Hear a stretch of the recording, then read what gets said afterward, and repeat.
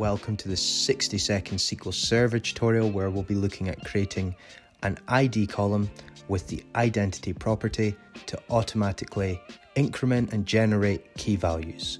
So there's a few things to know. We insert this identity, as you can see, this identity property like any other column. It's a primary key that can help enforce uniqueness, and we don't need to specify not null. That's behavior's already there. We have two arguments, a seed, the row that we start from, and an increment, the value that we will increase in. So you can assume we start at row 1 and we increase in values of 1.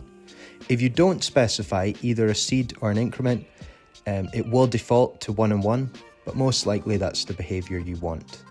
We can go ahead and select all from our employee table that we created, and we can see that we have the employee ID there without actually having to manually specify that.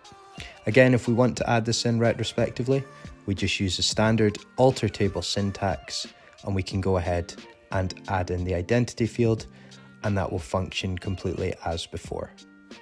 As usual, if you like this content, like, comment, subscribe, and share. Thank you.